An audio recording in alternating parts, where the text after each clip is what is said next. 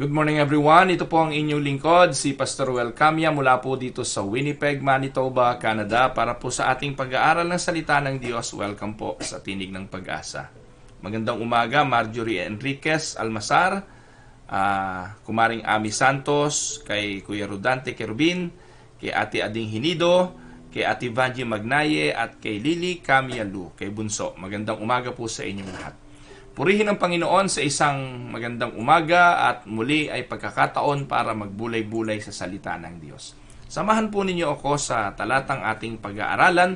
Matatagpuan po ito sa aklat ni Nehemiah chapter 2 verses 17 hanggang 18. If you have your Bible with you, Nehemiah chapter 2, 17 to 18. Then I said to them, "You see the bad situation we are in, that Jerusalem is desolate and its gates burned by fire. Come, let us rebuild the wall of Jerusalem so that we will no longer be a reproach." I told them how the hand of my God had been favorable to me, and also about the king's words which he had spoken to me. Then they said, "Let us arise and build." So they put their hands to the good work. Pagpalain ng Panginoon ang pagkabasa ng mga salitang ito na atin pong pagbubulay-bulayan. Mga minamahal na mga kapatid, no matter what our position in life may be, we all at times encounter disappointments. At alam niyo po, itong disappointment na ito, kapag ating na-encounter, that can quickly lead to discouragement. Magkakapatid po yan eh. Disappointment, discouragement, depression. Po? Disappointment is simply an emotional response to a failed expectation or a failed hope, whether because plans went wrong or someone didn't measure up. Nangyayari po ito eh. Ang disappointment pwedeng hatid ng sirkumstansya, hatid ng mga taong inasahan natin, and yet yung atin pong pag-asa ay naging failure. May mga taong nangako, hindi tinupad, nagkakaroon po tayo ng tinatawag na disappointment. And it leads to discouragement.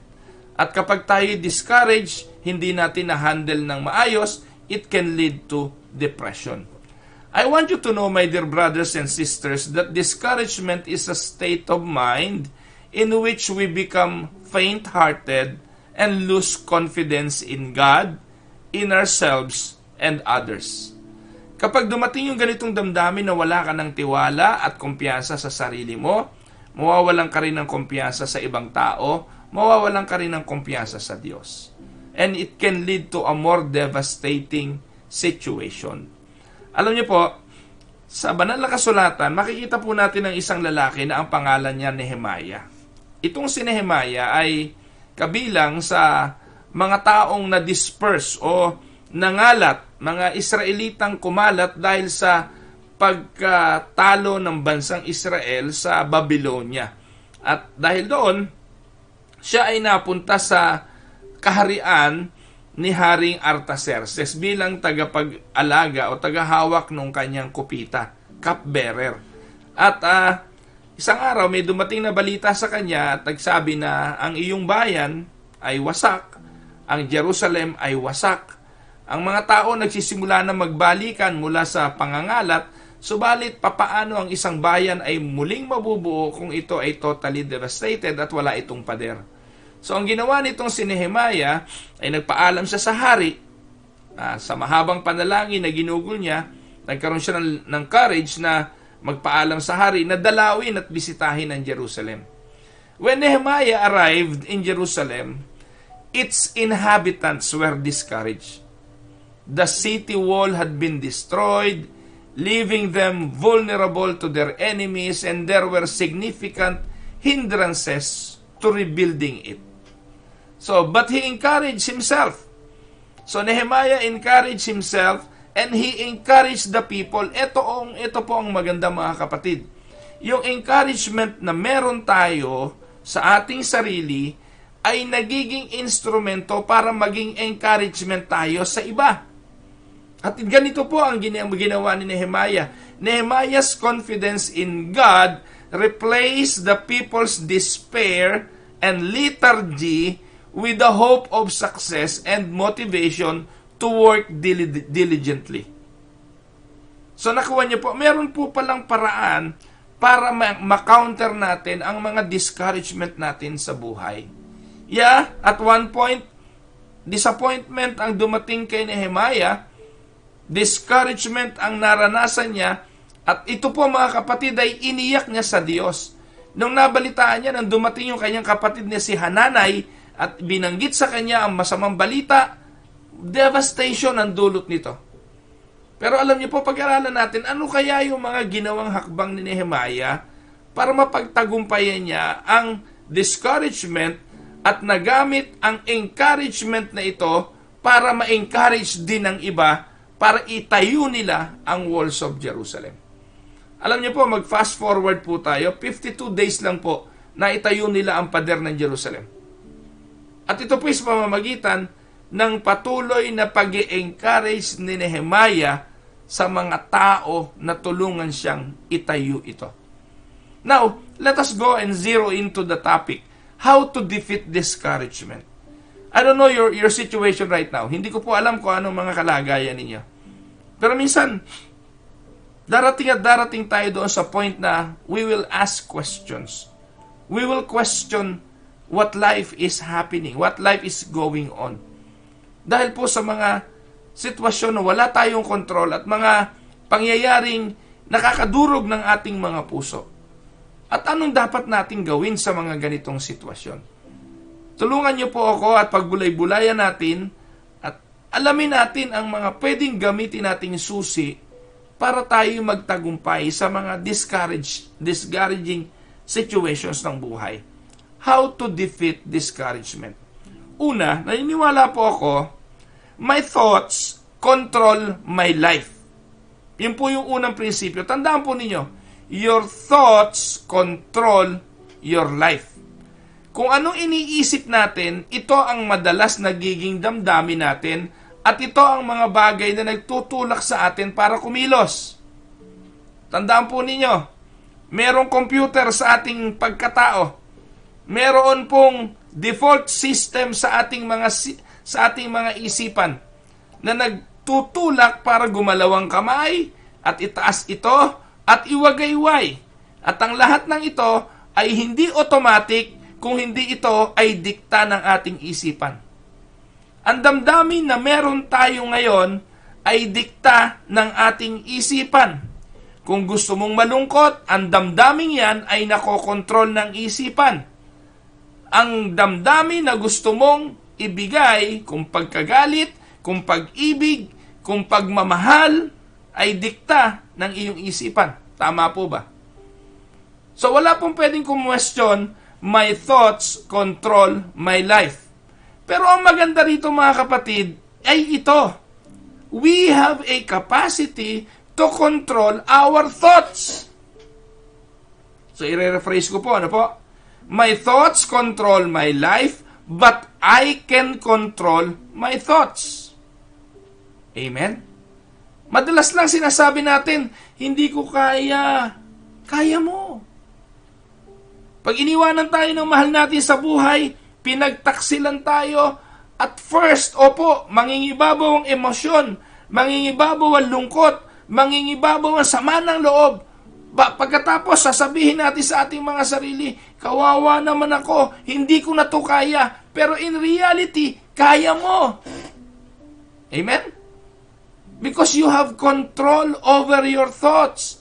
The problem is, pinangingibabaw natin ang damdamin, binibitawan natin ang ating kontrol sa ating mga isipan. Kapag nagsimula ka na pong bitawan ang kontrol mo sa iyong isipan, yun po mga kapatid, humahantong po ito sa pagkahibang.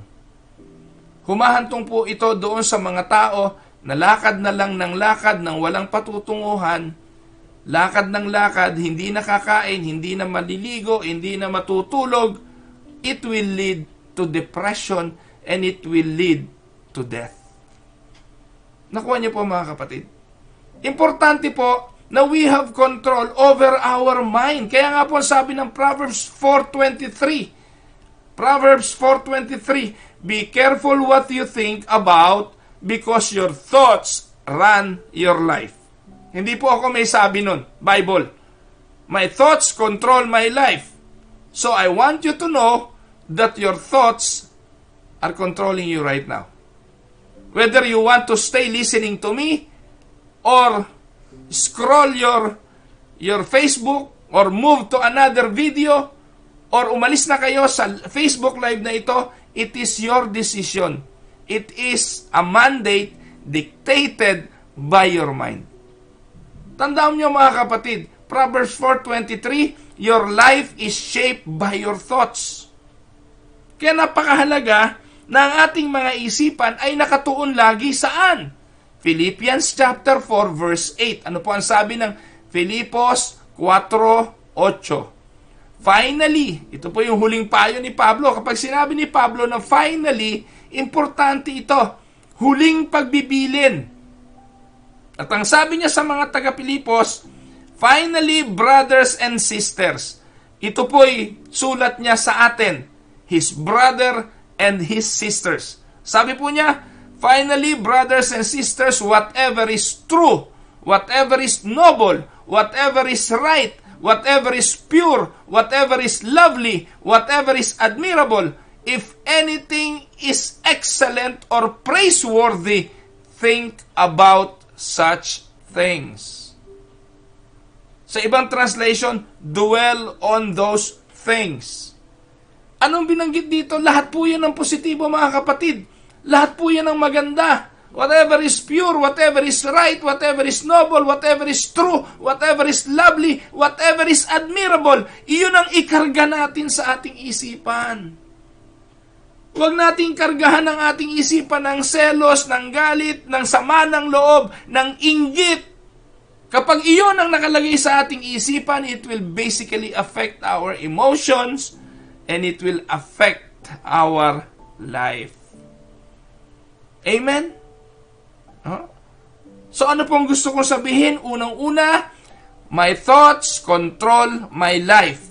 But the good news is, I can control my thoughts. Sabi mo sa sarili mo, I can control my thoughts. Tandaan niyo, walang pwedeng magtulak sa inyo kung anong gusto ninyong isipin. Kasi kaya ninyong isipin kung anong gusto ninyong isipin. And you have power over that. Kapag ang inisip mo, pinagtataksilan ka lagi ng asawa mo, lolokohin ka lagi ng asawa mo, humingi na ng tawad sa iyo, pero iisipin mo, naku, magbabalik lang yan, kunwari lang yan, hindi yan totoo, hindi siya totoong nagsisi, hindi mo siya pwedeng bigyan ng pagkakataon uli. Walang taong magkakasala sa iyo na patatawarin mo kasi ang lagi mong iniisip, pagtataksilan ka, dadayain ka, lolokohin ka. And if you are dwelling on that kind of a thought, mamumuhay kang malungkot habang buhay. Kasi mga kapatid, wala namang perpektong tao. Lahat nagkakamali. And you will be disappointed. Ang tanong, ilalagay mo ba sa kamay ng ibang tao ang iyong emotional health? Unfair yun. Huwag kang pumayag. Huwag kang pumayag na ang circumstansya ang kumontrol sa iyong emotional health. No, that is unfair. Mamuhay ka ng may positibong pananaw, wag na nga para sa ibang tao kung hindi para sa iyo. Dahil your thoughts need to be in the right perspective. No? So, yun po mahalaga. We need a change of perspective. But, ito ang problema.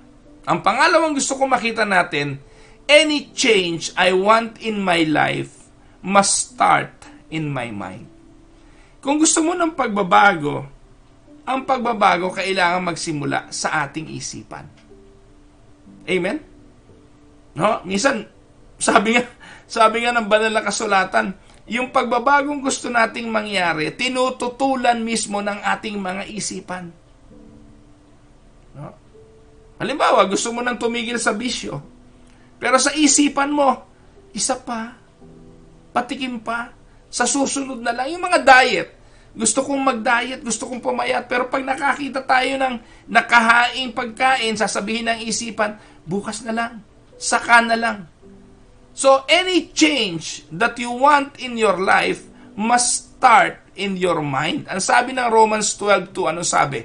Do not conform yourselves to the standard of this world, but let God transform you inwardly by a complete change of your mind. How can we do it? By the renewing of our minds. Ito po yung sabi ng King James Version. Do not conform to the pattern of this world, but be ye transformed by the renewing of your mind. Kaya po mga kapatid, kung gusto natin ng transformation, it must happen from within. It must happen in the mind. Sabi nga po mga kapatid ng Matthew chapter 5 verse 8, you're blessed when you get your inside world, your mind and heart put right. If your mind is right, if your thought is right, then the outside man will be right. Ano po ang sabi ng Matthew 5:8? Blessed are the pure in heart, for they will see God. You will see God by the renewing of your mind. So, yun po yung pangalawa. Ano po? Any change I want in my life must come and must start in my mind. Pangatlo, I can change how I feel by changing how I think. Nakuha niyo po? I can change how I feel by changing how I think. Kapatid, kumusta ang damdamin mo ngayon? Galit ka ba? Malungkot ka ba? Natatakot ka ba? Puno ka ba ng pag-aalala? Subukan mong palitan ang iyong isipan tungkol sa mga bagay na yan. At mag-isip ka ng mga happy thoughts. Yung lungkot, matatalo. Kung nagdududa ka at nag-aalinlangan, nagseselos ka, palitan mo ng mga bagay na dating ginawa nung tao na pinagseselosan mo. Maaaring matalo ang selos na meron ka. You can change how you feel right now by changing how you think. Sabi nga po ni David, Psalms 42 verse 6, ano sabi ni David? My heart is breaking, so I turn my thoughts to God. Hindi naman maiaalis, talagang merong ganong damdamin. May mga pagkakataon you will be heartbroken. Pero ano sabi ni David? During my heartbrokenness, I turn my thoughts to God. Kaya kung nalulungkot ka, turn your thoughts to God. Nagseselos ka, turn your thoughts to God. Natatakot ka, turn your thoughts to God. That is the advice of King David. Ano po sabi ni Jonah? Under the belly of the fish. Sabi ni Jonah, when I'd lost all hope, I turned my thoughts once more to the Lord. Jonah chapter 2 verse 7. So, under the belly of the fish, Jonah turned his thoughts once more to the Lord. Ang gaganda ng mga talatang ito. Na anuman ang sirkumstansya, anuman ang kalagayan, mababago ito, pati na ang ating mga damdamin, kung babaguhin natin ang ating mga isipan. Anuman ang iniisip mo, magiging damdamin mo. At ito ang magiging action mo. Isipin mo kapatid ngayon, let us go to the negative side. Isipin mong walang nagmamahal sa'yo. Isipin mo na walang nagtitiwala sa'yo. Sigurado, mahabag ka sa sarili mo. Pero kung lagi mong iisipin na may mga taong nagmamahal, mahal ka ng Diyos, mahal ka ng asawa mo, kung nagkamali man yan, maaaring hindi naman sinasadya. Well, hindi po ako sigurado doon, ano? Pero, ang point ko rito, kung nagloko man ang asawa mo at walang hiyayang asawa mo, maaari namang may ibang nagmamahal sa'yo, kapatid mo, anak mo. At huwag nating hayaan na sirain mo ang buhay mo sa pamamagitan ng isang taong nagtaksil sa'yo o gumawa ng hindi mabuti sa'yo. Hindi po ba? tandaan mo, maraming nagmamahal. At pag binago natin ang ating pananaw, tiyak magbabago ang ating damdamin, magbabago ang ating reaksyon sa buhay. Amen? Pangapat, every behavior, tandaan po ninyo, every behavior is based on a belief. Lahat ng aksyon, pag-uugali, kultura, yan po ay nakabase sa isang paniniwala.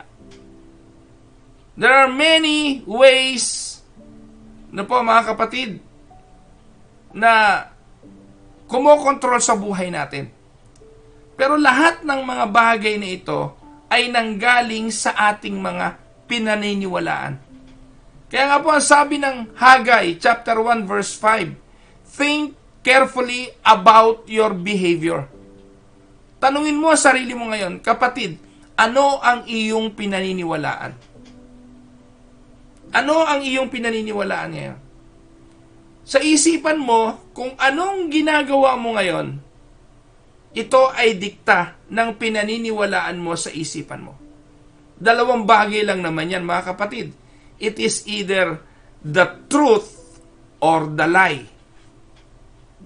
Nakuha niyo po? Maaaring ang pinaniniwalaan mo ngayon ay totoo. Maaaring ito'y bunga ng katotohanan. It is a fact. At ito po ang magiging resulta. Pero kung kasinungalingan, sigurado po magre-resulta rin ito. And most of the time, ang resulta ng kasinungalingan ay devastation. Sabi po ng Proverbs chapter 14 verse 15, a foolish person will believe anything, but a wise person thinks about what he does. Alam niyo po mga kapatid, ang daming fake news. Ang daming mga maling balita. Ang daming chismis. At kung paniniwalaan natin ang lahat ng ating naririnig, maapektuhan talaga ang ating mga damdamin. Alam niyo po mga kapatid, hindi lahat ng sasabihin ng mga kapitbahay mo makakatulong sa iyo. Hindi lahat ng maririnig mo sa mga kachat mo ay totoo. Yung mga post sa Facebook, huwag niyong papatulan lagi sapagkat marami dyan ay hindi totoo. Kaya yung matalinong tao, ang sabi, ay iniisip muna kung ano ang kanyang gagawin.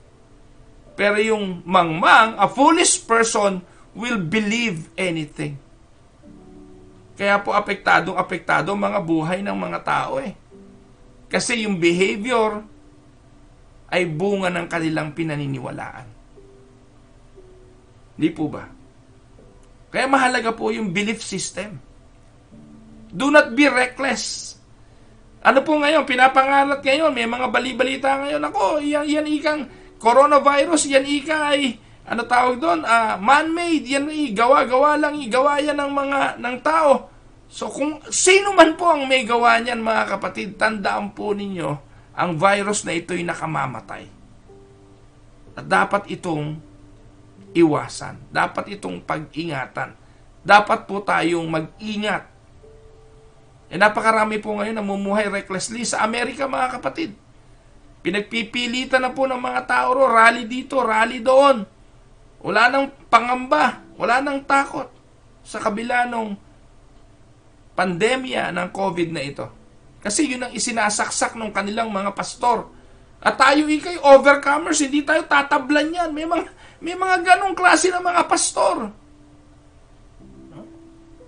Siguro desperado na yung mga pastor kasi walang income ang church. Ini-encourage na yung mga miyembro na let us take a lift of faith and congregate together. Naku. Hindi po lift of faith ang tawag doon, foolishness. No? Tapos ngayon, galit na galit sila sa gobyerno dahil pinipigilan nga raw ng gobyerno na magtipon-tipon ng simbahan. Hindi ang gobyerno ang nagpigil. It is the pandemic. Ang problema ito. No? Pinagpipilitan nila na magtipon-tipon na at magsama-sama. Kaya papaano ngayon mababawasan ng COVID na ito. Natutuwa po ako kung paano hinahandle ng Winnipeg Unida ang bagay na ito. Magpahanggang ngayon, the council is unanimously voted for the non-contact gathering. For the non-contact social gathering. We can do social gathering on Facebook. We can do social gathering on Skype, on Messenger, Facebook Messenger. Sino may sabing hindi tayo nakapagtitipon? Nakapagtitipon tayo, hindi lang tayo nakapaghihipuan. At kung ito ang magiging daan para mawala ang virus na ito, so be it. Pero wag nating paniwalaan na dahil sa pananampalataya mo, pag tinamaan ka ng COVID, i-declare mo lang, sabihin mo lang, you are healed, gagaling ka, mga kapatid. That is recklessness. Hindi po yun faith. That is foolishness. Amen? No? Nakakita po kasi ako sa Facebook ng mga declare na naman ng declare. 6 na buwan nyo nang dinedeclare tong pandemic na ito, kalahating taon nyo na dinedeclare in the name of Jesus that this virus. Mga kapatid, ba't hindi na lang kayo manalangin na, Panginoon, pinagtitiwalaan ka namin. Kung kailan po titigil ito, nasa iyong mga kamay. Yun ang pananampalataya. Yun ang paniwalaan nyo. At ang virus na ito serves its purpose. And it's doing its purpose. Mensahe ng Diyos yan. Ang COVID ay paraan ng Diyos para turuan ng mga tao. So kung paraan ito ng pagtuturo ng Diyos, hayaan nyo pang magturo ang Diyos. Dahil marami pang hindi natututo. At isa ka doon, pastor, na turo ng mga mali. Everything happens because God allows this to happen. That is the principle na ilagay natin sa ating mga isipan. Kung tamaan man tayo ng COVID at kung mangyari man ang COVID sa buhay natin, God has a purpose. And God allows those things because He is working something for good. Amen? Ngayon, ano pinaniniwalaan mo ngayon? Anong belief system meron ka? Sigurado kung ano man yon, apektado ka nito. Panglima, anytime I sin, anytime, tandaan po ninyo, anytime na nagkasala kayo, at that moment, I am believing a lie. Anytime na nagkasala ka, isa lang ibig sabihin, may pinaniwalaan kang kasinungalingan. Proverbs 14 verse 12.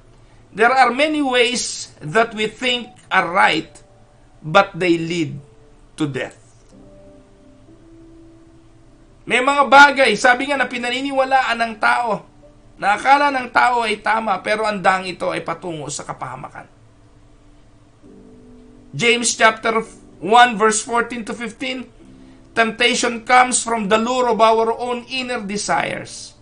These evil desires lead to evil action, and the action lead to death.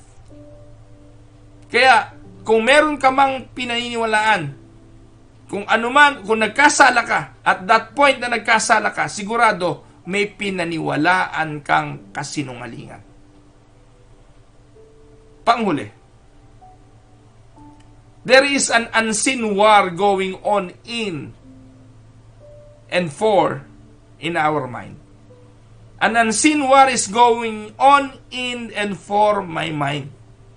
Sabi nga ni Apostol Pablo sa Romans chapter 7 verse 21 to 23, it seems to be a fact of life that while I want to do what is right, I inevitably do what is wrong.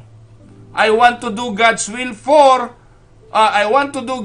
so far as my new nature is concerned, but there is something else deep within me that is at war with my mind and wins the fight and makes me a slave to the sin inside me. In my mind, I want to be God's servant, but instead I find myself still enslaved to sin. Sa madaling sabi ni Pablo, yung mga gusto kong magawa, hindi ko magawa. At yung ayaw ko ang siya kong nagagawa. Ano pong ibig sabihin? Meron pong digmaan na laging nagaganap sa ating isipan. Ang tanong, sino ang nagtatagumpay? Madalas, talo tayo nito. Madalas, nagtatagumpay ang negatibo.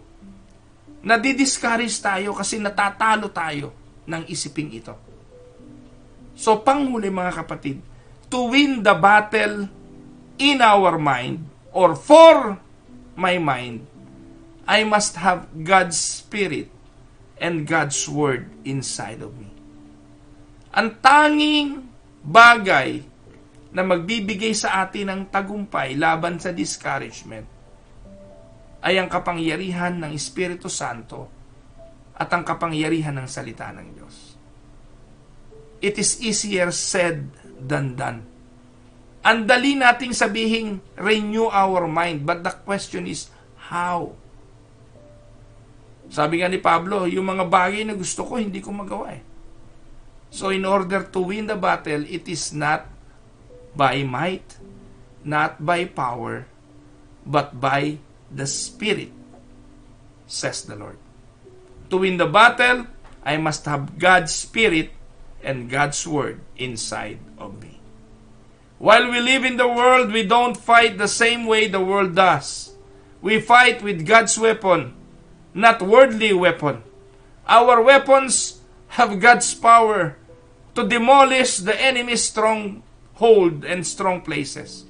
Sabi na 2 Corinthians 10:3-5, we can knock down all the worldly arguments and prideful defenses that set themselves up in our minds against the knowledge of God. So in this war, we capture every rebel thought and we make it give up and obey Christ. 2 Corinthians 10:3-5. Sabi nga po ng Romans 8:6, if your sinful nature controls your mind, there is death. But if the Holy Spirit controls your mind, there is life and peace. Amen? So anong goal natin? Our goal is to learn to think like Jesus. Sabi nga po ng 1 Peter 4:1, since Jesus went through everything you're going through and more, learn to think like Him. Kung paano si Jesus ay nagkatawang tao, namuhay na tao, nagtagumpay sa mundo at sa sanlibutan, kailangan ang ating isipan katulad ng kanyang isipan. Philippians 2:5 masabi, your thoughts and your attitudes must be the same as that of Christ Jesus. We need to have the mind of Christ. Amen? Now, you have a choice. The choice is yours. Either settle into discouragement and accept your discouragement, or like Nehemiah, focus on the Lord. Focus on the one who is greater than any problem facing you. Although obstacles and disappointment may remain, God's word shifts our hope to His promise, to His promises rather. And God will show that He is sufficient, He is faithful, and with His strength, we can persevere. Amen? Pagpalain po tayo ng Panginoon. I hope na pagpala po kayo ng mensaheng ito, mga minamahal na mga kapatid. At dalangin ko po na patuloy tayong ma-encourage ng salita ng Diyos sa kung ano pa mang ating mga pinagdadaanan ngayon. Tayo po ay dumulog sa Panginoon, sama-sama po tayong manalangin.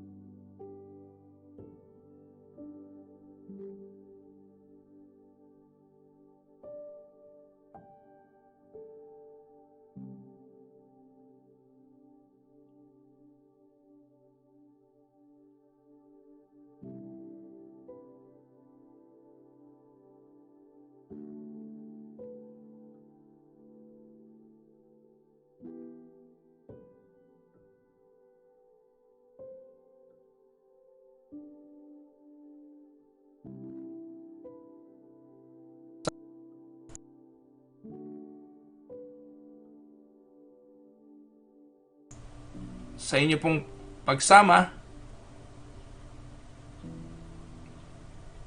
Nako, ano po ba nangyari? Nawala po pala ang sound. So yung ating mga panalangin, by the way, ay nawala po yata ang sound. Anyway, nakapanalangin na po ako ng walang sound. So, pagpaumanin po nyo, magandang araw po sa inyo mga kapatid.